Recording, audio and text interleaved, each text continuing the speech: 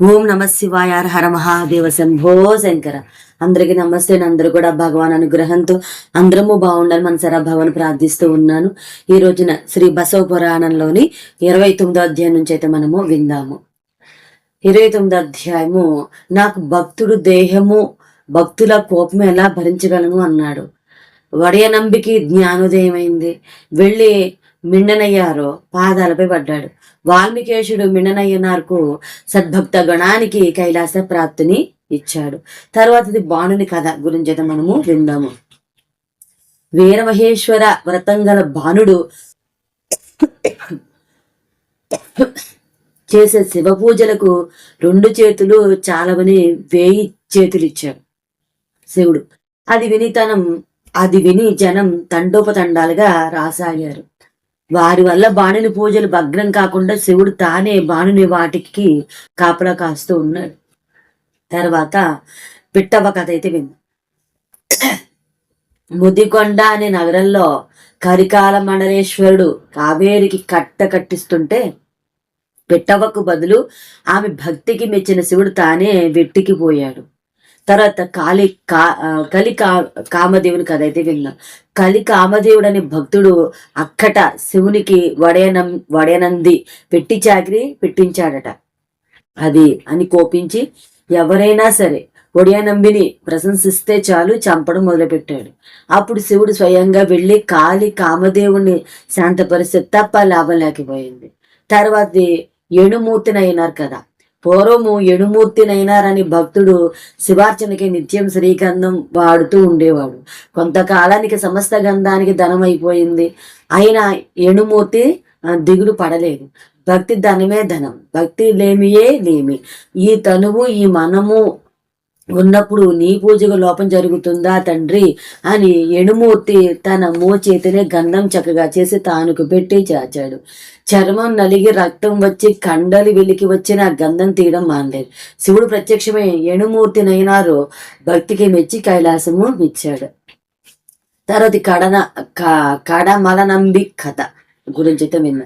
పూర్వము కడమలనంబి అనే భక్తుడు ప్రాణలింగానికి నిత్యము 1000 అఖండాలు వెలిగించే వ్రతం పెట్టుకున్నాడు. 1000 అఖండాలు నిరంతరం వెలగడంతో ఆయన ఆస్తి మొత్తము హరించుకుపోయింది. అయితే నంబి విచారపడలేదు.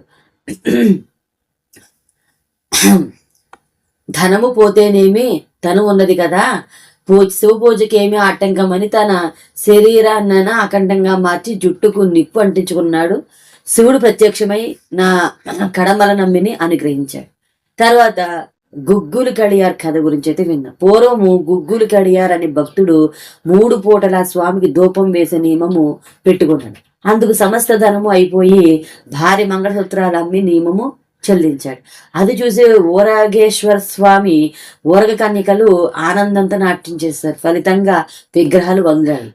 నగర నేలే రాజందుకు చిత్రాకాంతుడై ఎన్నో ఉపాయాలు విగ్రహాలను చక్కజేయ చూచాడు. కానీ లాభం లేకపోయింది. అప్పుడు గగ్గులు కలియారు, ప్రభు నాకు ధూపం ఇవ్వండి, స్వామివారిని చక్కపరుస్తాను అన్నాడు. ప్రభువు వద్ద పెద్ద గుగ్గిలకు కుప్ప పోసాడు. కలియారు ధూపం వెలిగించాడు.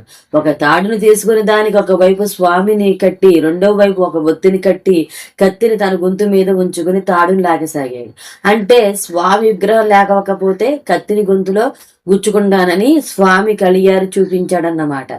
అది చూసి ఊరగేశ్వర స్వామి భయపడి భక్తుడిని కాపాడాడు. విగ్రహాలు యథాస్థానానికి వచ్చాయి. అరివాళ్ళనయ్యనార్ కథ ఇది విన్నా. పూర్వము అరివాళ్ళనయ్యనార్ అనే భక్తుడు ఉండేవాడు. నిత్యం శివునికి రాజనాల బియ్యం వండి నైవేద్యము చేయడం నియమంగా పెట్టుకున్నాడు. ఈ నివేదంతో అతని ఆస్తి మొత్తం హరించుకుపోయింది. అప్పుడు కొడవలి చేత పట్టుకుని కూలికి వెళ్ళి ఆ వచ్చిన ధనంతో శివ అవసరం నెరవేర్చేవాడు. కొంతకాలానికి కూలి దొరకడం ఆగిపోయింది. అందువల్ల వరుసగా 7 దినాలు ఉపవాసము ఉన్నాడు. 8వ నాడు తిరగలిలో మిగిలిన బియ్యపు గింజలు ఏరుకొని వాటితో వంట చేద్దామని వస్తూ ఉండగా జాలిపడ్డాడు. ఆ బియ్యం నేల పగుడులో జారి పడ్డాడు.